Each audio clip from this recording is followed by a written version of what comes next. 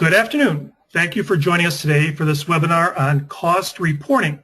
My name is Gary Polodna and I will be the moderator this afternoon. Before we begin, I would like to welcome your questions during the hour, but instead of answering them during or at the end of the presentation, we will provide all the questions and the answers from our experts in writing as a follow-up to the webinar. Business owners rely on accurate, timely, and relevant status reports from their management team in order to make key decisions. Procedures for project control and record keeping become indispensable tools to managers and other participants in the process. However, cost reporting is often inadequate for this purpose because there may be too much or too little information, or data may be misrepresented, incomplete, unrecognized, not validated, or simply inaccurate.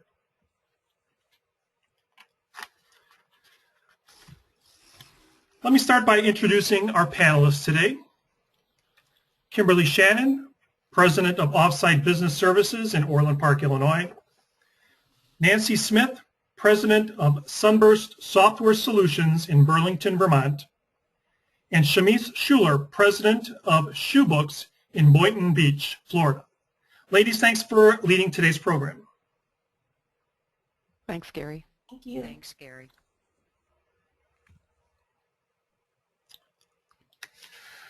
Shamese, you won the toss, so you have elected to start us off today. So tell us a little bit more about the chart of accounts. Hi, everyone. Thank you for joining us today to learn more about reporting with QuickBooks.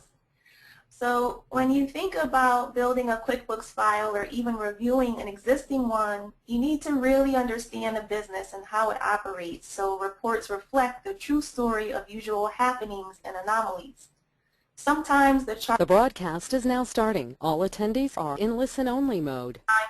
It is too broad and could use some sub-accounts to break down all the different types of auto or travel expenses. A great idea is to talk with your CPA to discuss how they might like your business to be represented in reports. They may have suggestions on accounts to add that directly relate to questions asked on your tax return, making it easy for them to find the numbers when preparing your return. But if you're just starting out, you may not have a CPA yet, and this is totally okay. Whether you have outside feedback or not, just remember that reports are for the managers of the business, and the name of the account should make sense to those running reports and studying them. The most helpful thing to a CPA or the person filing your tax return is that accounts are set up properly. For example, many businesses have an envelope with cash sitting in a drawer for an occasional taxi ride or for some on-the-go snacks for this afternoon's meeting. That physical cash should be reflected as a petty cash bank account in your accounting system.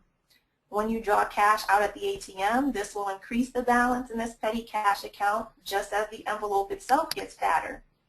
All the receipts you collect from making cash purchases will then be entered into the system so this balance is reduced. Also, think about the different types of income you may have as a photographer, a retailer, an interior designer, or a software developer. What types of costs do each of these businesses incur in order to effectively provide the final product or service? These answers complete your cost of goods sold section on the chart of accounts. What about liabilities? Do you often accept a 50% deposit up front before starting work? If you do, this becomes a product or service that you owe. The chart of accounts is the base, but there are additional factors to consider that will affect what transactions drop into your accounts, which Nancy will explain further.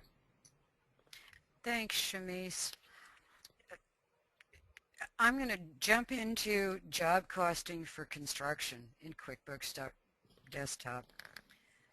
When it comes to contractors, whether we're accounting professionals or even end users, we're going to find that we really do, as Shamese said, we're going to rely on our chart of accounts. However, the chart of accounts can be all over the place. Construction is a really broad term because it handles everyone from Joe the handyman who comes to your house and, maybe repairs your deck, to the big general contractors who are out building bridges and building roads. So obviously, chart of accounts is really crucial for contractors as well as everyone else, but they're going to be very, very different. And that in itself could be a webinar. The most important things to take into consideration for job costing for contractors are items, estimates, and purchase orders. On the next slide, we'll talk about items for job costing. Items are really nothing more than the goods or services or cost codes that your business entails. These are all the things that you're going to sell to your customer or client. Now, I know selling as far as construction goes can be kind of an odd thing to think about, but you stop and think about everything that makes up your job, whether it's concrete, the labor to install the concrete, the rebar, all of those things are cost codes, and they get put into that QuickBooks items list. On the next slide, we want to talk about setting up your QuickBooks items, and you need to set them up to be double-sided, and really double-sided allows you to capture both the cost when you buy an item, so when you enter a vendor bill, you're capturing that cost, and then you're going to have the sales price. That way, a single item does double duty work, and that's going to be the whole basis behind your job costing. Now, to make an item double-sided, when you create an item, there's this little checkbox that says this service is used in assemblies or is performed by a subcontractor or partner. The wording's really poor. I know over the years it's really caused a lot of confusion with the people that I deal with. But you want to check that box, and then it opens these two sides. You have your purchase information, and you assign it to your cost of goods sold account, and you have and that's how you term it to your vendors. And then you have a sales side, which is how you term it to your customer or client, and that's always set up to go to an income account. On the next slide, excuse me, we're going to talk about creating group items. Now, group items in QuickBooks, I think, is one of the best things that there is.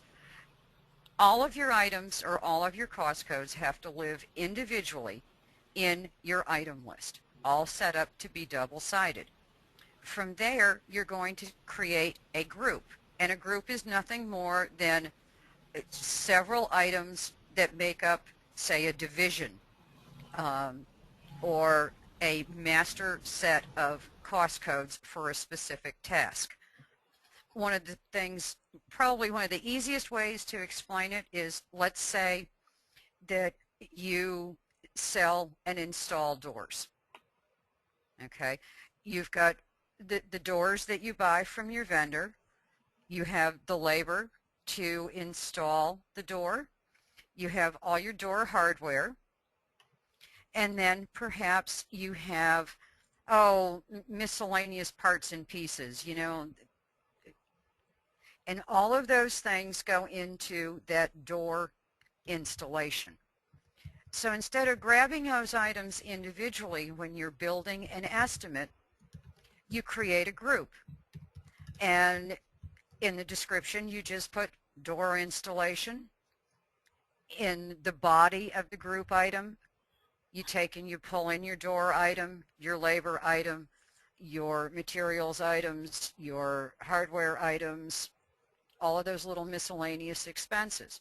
That way, when you're building an estimate, you grab that one group item and everything that's within it falls right into place.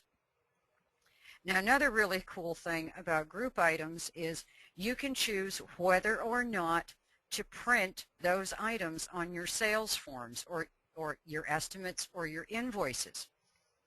If so, you want to check that little box that says print the items in the group. If you just want your customer to see door installation, then you leave that option unchecked. You're still going to see all that detail, but your client is only going to see door installation and a total price. It's less confusing for them. Now, a lot of contractors have clients who want to see all that detail, or they're required to show all that detail in their billing, as well as clients who really don't give a hoot. Create two sets of group items. One is a detail and one is a summary. When you're building your estimate, choose the appropriate item. That way you're not always having to come back into this group item and switch the preference about printing those items within the group. Next, we'll talk about estimates. I can't stress enough. Create an estimate for each and every job. It's the only way you're going to know what you figured it was going to cost you versus what it really did cost you, and so that you can see if you really made the profit on the job that you figured you were going to. Now, if you currently don't use estimates, you want to turn that estimating function on in QuickBooks. So from the Edit menu, you want to choose Preferences, Jobs and Estimates, and click on the Company Preferences tab. Anytime we make a change to QuickBooks Preferences, especially company preferences, you do need to be logged in in the single user mode as the QuickBooks administrator, because again, these are company-wide preferences. You want to select the option for yes, you create invoices, and you also probably want to do the yes to do progress invoicing. Other options include warning about duplicate estimate numbers, and that one I think is really great. QuickBooks will automatically number those estimates for you, and really I suggest that you let QuickBooks go ahead and do that. Otherwise you have to keep a running track in your head as to what those estimate numbers are, and that can get pretty confusing. Next we'll talk about and look at an estimate. Again, create an estimate for each and every job that you do. Now, the first little section in this estimate is a group item. It's called Plans and Permits, and it's made up of fees for plans as well as a city license fee. That's a group item. You grab that one Plans and Permits group and it drags those others right along behind it. You enter your amounts. You can put in a markup, which would be your profit and overhead that you anticipate to make on this job, and QuickBooks will automatically calculate that sales price that you're going to charge your customer. Again, here's another really long group item. Now, group items in the new versions of QuickBooks can hold up to 50 individual items. So if you're, if you do, some contractors can literally create a single group item that makes up a bathroom remodel or a bathroom from scratch, and plug it in with all their numbers and everything, and I mean, you're grabbing one simple thing, it's pulling in all 50 of those line items, and you're just off and running. Now imagine grabbing 50 individual items. That's going to take a lot of time. So you spend the time on the front end setting up those items to make estimating be a piece of cake in the long run. Next, we'll talk about purchase orders.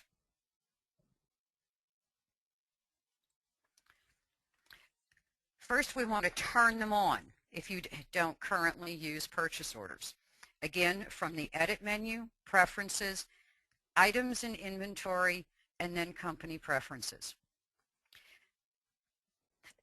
this option or setting can be, again, very, very confusing, because one of the first things it says is inventory and purchase item orders are active.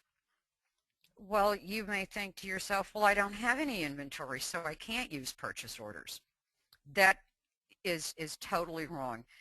Even if you don't track inventory, you can still use the purchase order function in QuickBooks. I've suggested several years in a row, many, many years in a row, that Intuit change this preference and make it so that you can have the option of just a single, I want to use purchase orders, and to heck with that inventory piece, because it is so confusing. Now again, you want to choose to warn about duplicate purchase order numbers, because those numbers are very, very important. Next, we'll talk about creating purchase orders. You can go into your templates list, and you can literally create purchase orders that you can use for subcontractors, material purchases, anything. Okay, you can take that one basic purchase order template, create copies of it, and then use it for different purposes. You definitely want to create a purchase order for each subcontract bid that you have. That way you can track and make sure that your subcontractor doesn't overcharge you, because quite often that happens. You know, he submits a bid that says, you know, I'll do task X for $1,000, and you just accept his bid and off you go running, and after the job is all complete, you sit there and you look at the numbers and you say, you know, something doesn't look right here. You know, why am I like losing my shirt on this line item X? And you go back and you have to dig through all of those original hard copies, and you find that his original bid was for $1,000, but he really charged you $2,000, and you have no idea why. When you create a purchase order, you can then receive bills against that purchase order, and if the bills tally up to equal more than what the purchase order was, QuickBooks is going to shoot out a little warning message and says, hey, you know, this exceeds the purchase order amount.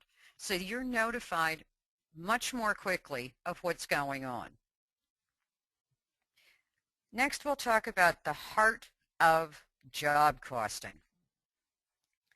And that's how you enter your bills, your checks, credit card charges, and purchases. You always want to use the items tab on these forms.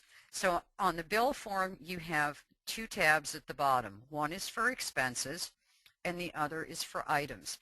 Anything that has to do with the cost of a job should be entered using the items tab with the appropriate item. Now, as a bookkeeper, half the time we don't even know what the heck these things are. So that's why it's really, really important to create the purchase order and enter the bill against that purchase order, because then we can see all the items that were on that purchase order, and it's going to help with the job costing. Lastly, we'll look at the final job cost reports, and at least this one's my favorite.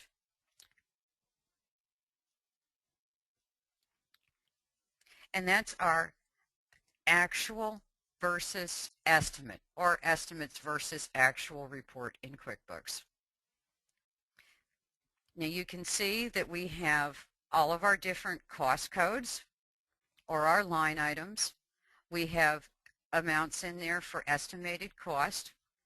Because we entered our bills correctly, we have our actual costs. You can see what the difference is at any given point. You can see what your estimated revenue is and then you can see what your actual revenue is and the difference. Reviewing these reports is absolutely crucial, and you want to scroll all the way to the bottom of the report, and if there's a line entry that says no item and there's money in the actual cost column, you better double click on that amount and drill down into that report, because it means somebody didn't enter their data correctly. Now, I do want to talk about one really nifty new thing in QuickBooks 2015 that just became available for sale on Monday, and that's the ability to comment on QuickBooks reports. You'll have an estimate versus actual detail report that looks very similar to this up on your QuickBooks screen. Along the top, where we've got the little buttons, there's a little button that says comment. You can actually put in a comment, and you can make a note to yourself.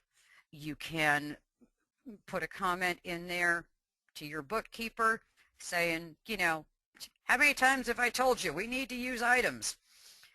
You need to clean this up and fix it.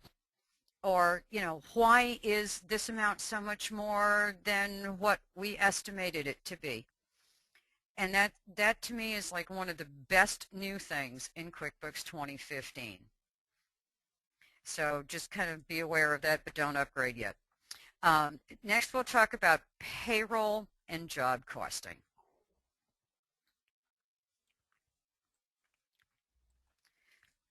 Excuse me. Now, this assumes that you're going to be using QuickBooks Desktop and either a basic or enhanced payroll subscription for that desktop version. We're not even going to talk about online payroll. Online payroll doesn't cut it, in my opinion, for contractors.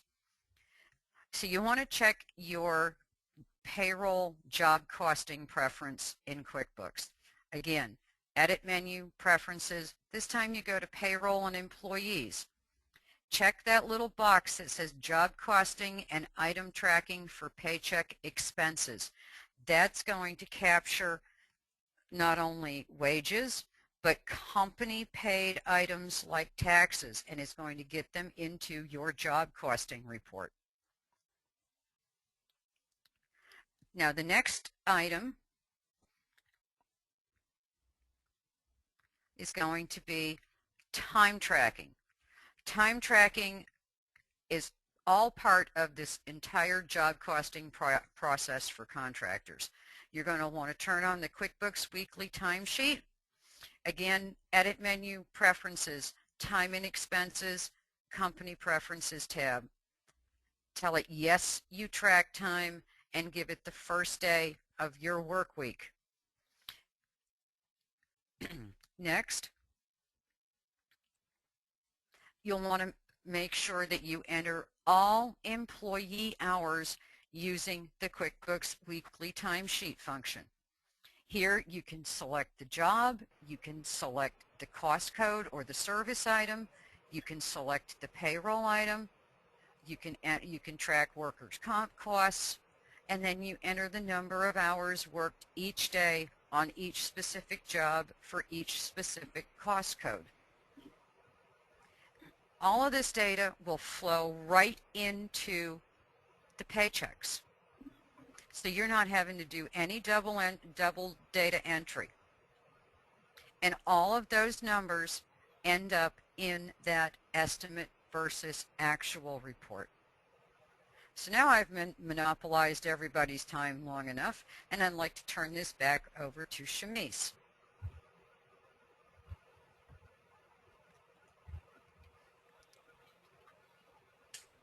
So it can be like nails on a chalkboard to some bookkeepers and CPAs when they know a QuickBooks file has both business and personal transactions mixed in one, but it can be accomplished in a very clear way. QuickBooks has the accounts labeled as other accounts. If you were just using the file for a business, you might use the other income or other expense accounts to record unusual or very sporadic transactions. But use these other accounts to set up all your personal income accounts and personal expense accounts. This method is just a bit more time consuming because you are now scrolling to the bottom of the accounts list to choose. Another method is to go with just using classes. Create a class labeled business and a class labeled personal. And in preferences, you can require that a class is chosen within each transaction. This method allows you to use the same income and expense accounts whether it is for business or personal.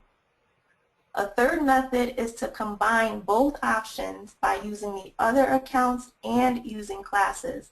This will make your reports print out a little bit longer, so it just depends how you would like to see it. The next slide will show a screenshot of how this works. So again, you would usually use the other accounts area for periodic expenses or income, such as taxes or if you had a legal settlement or some type of penalty. And then the next slide will show what the outcome is of using a combination method. Here you can see that using classes and the other accounts keeps the income and expenses in a totally separate column, but also in two different sections of the report, shown by a net ordinary income area, which you could consider your business stuff, and then a net other income sum, which you could see is your personal stuff. So your net total income shows a clear, separate total for each entity. I'll give it over to Kim now to talk about using classes for nonprofits.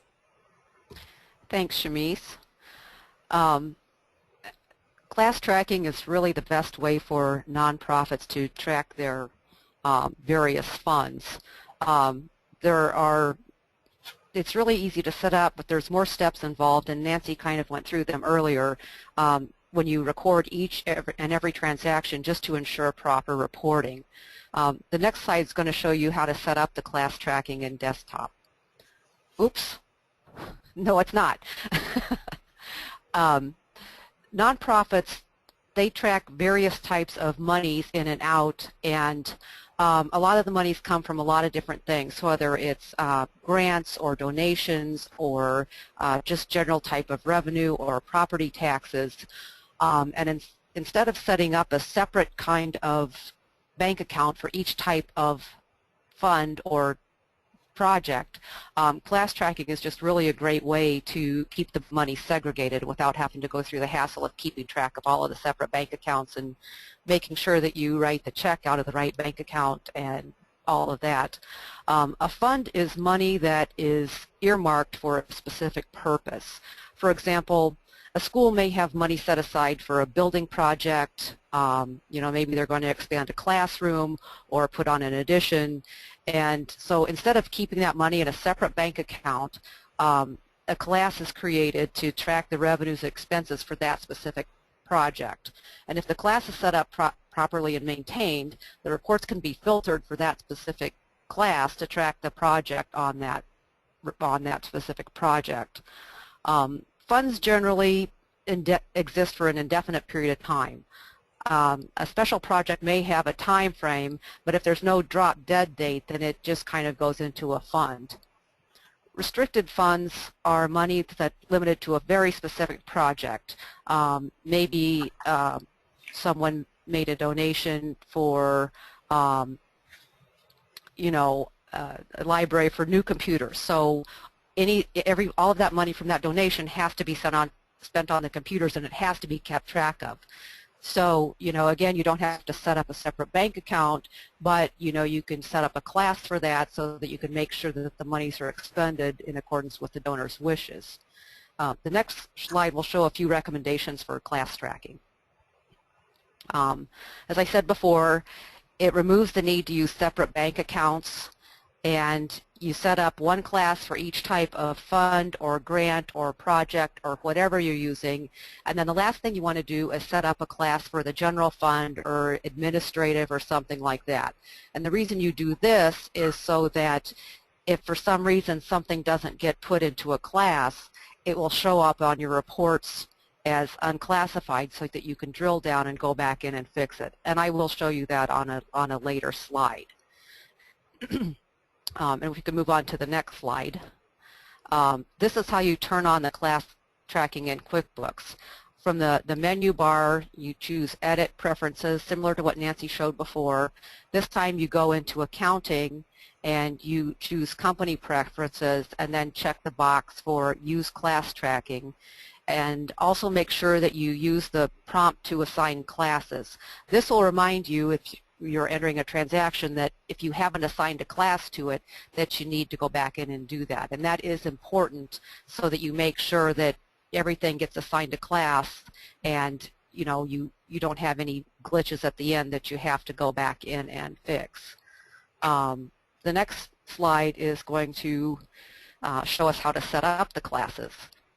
So again, from the menu bar, you're going to go over to Lists and then select Class List. And then select Class at the bottom left, and that's on the left screenshot there. And then select New. And then the screenshot on the right will come up, and you'll just enter your class name and click OK, and then you're all set up.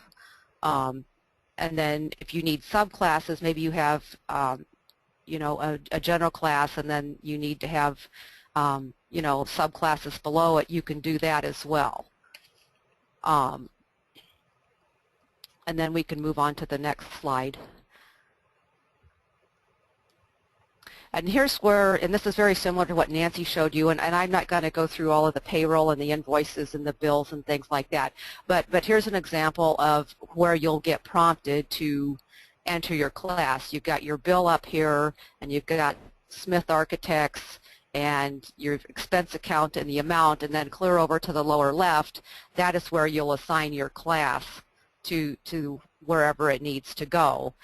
If you enter your checks directly in the register, it will not show up. You'll have to click on the split button so it will bring up the splits, and then your class will come up in that area. You also have to use the classes and make sure that it's set up within your payroll. When you go to each employee, once you have the class tracking set up, it will ask you what class the employee gets paid from, and then again, as Nancy said, all of the pay and salaries and everything, and the payroll expenses will go into that class. The next slide is going to show a sample of a profit and loss where all transactions are properly assigned.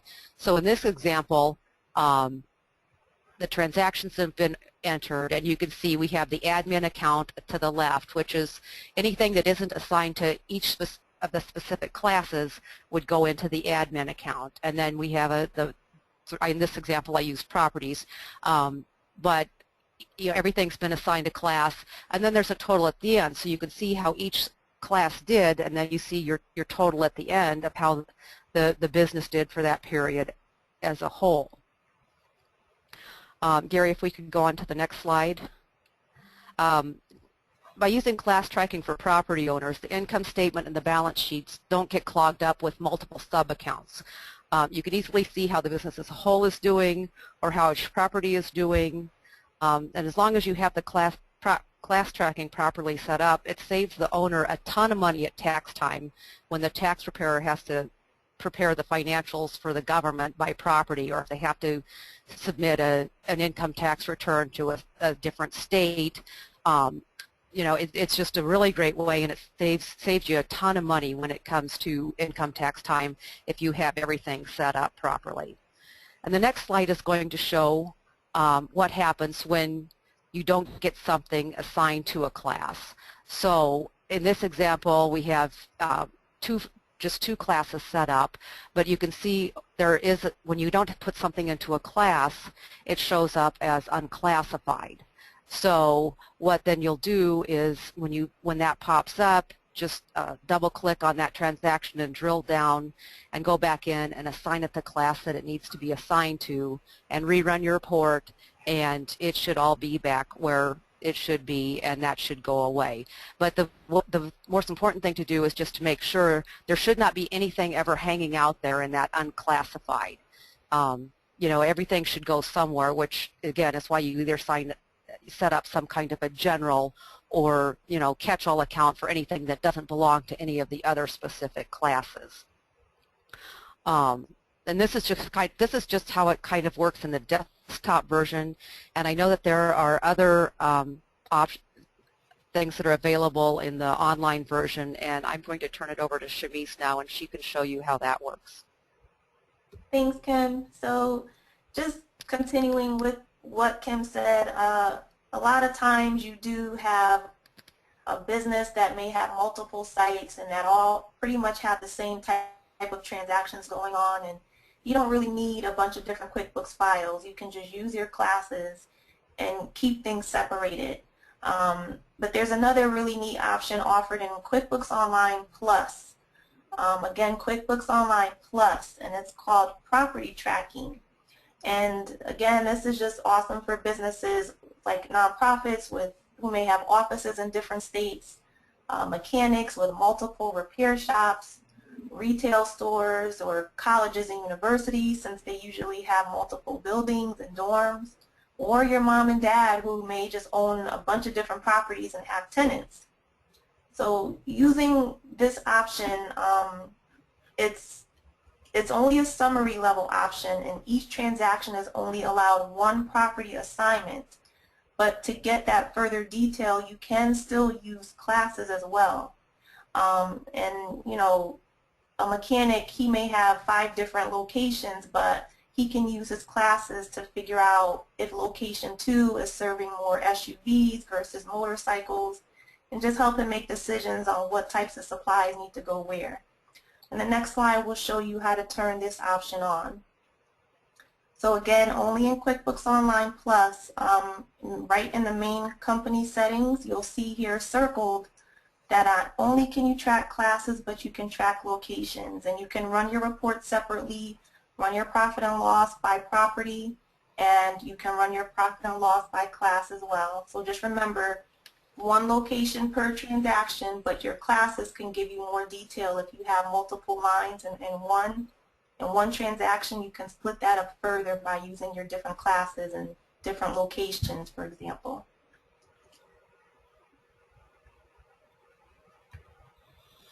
All right, well, that concludes our program today. I'd like to thank all 3 of our panelists, Kim Shannon from Offsite Business Services, Nancy Smyth from Sunburst Software Solutions, and Shamese Shular from SHU Books.